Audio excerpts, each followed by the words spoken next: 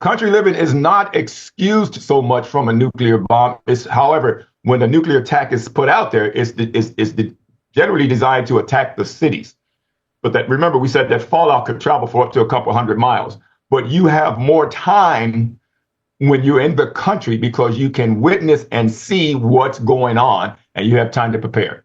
Country living also gives you an opportunity to hit your underground bunkers or your shelters or your barns or what have you, things that you've already set up to cover up things, to protect yourself.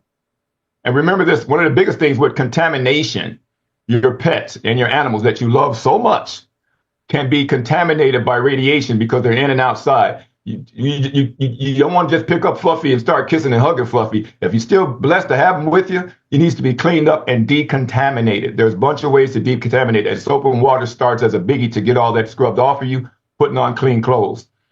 There's gear you can buy for kids, for infants, and for adults. You'll see people wearing the chemical mask. They have a way that you can unhook a straw from that and put it into a chemical bottle and drink water without you being contaminated.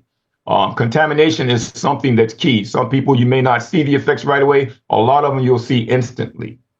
If you ever watch the video or the footage that's available online of the bomb dropped on Hiroshima and Nagasaki, you'll see that the heat was so intense that the blisters on their complete arms, on their arms and their backs and their stomachs swole all the way up and pop. So what you see dangling on their bodies that you thought was clothing that was burned, it was actually the skin that had exploded.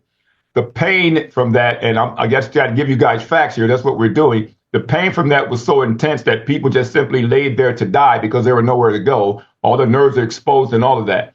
If you witness this and you see these blisters and you do not pop or rupture those blisters, okay, get that person covered, get that person water, get that person to shelter as best you can, but be careful even how you move that person.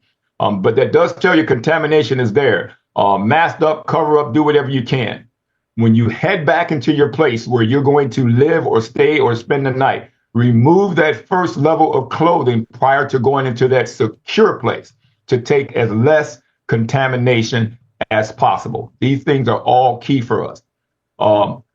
Pastor, people want to know, how do we help somebody else? How do we go there? How do we go there? Now is our time. Ellen G. White wrote so much about preparedness. The Bible teaches so much about preparedness. Now is the time not to get caught short, to be prepared for all these things. So whether we don't believe it's going to happen or not, they didn't believe the flood was coming. It had never rained before. They saw a small cloud coming, but they still didn't accept it. They saw the animals coming in 2 by 2. They still didn't accept it. We can't beat this in your head. You have to recognize the signs of the time. You have to be scriptured up, read the Bible, trust what's happening, trust God's word. It's proven itself. Pastor, you taught that things happen in sequence and in order.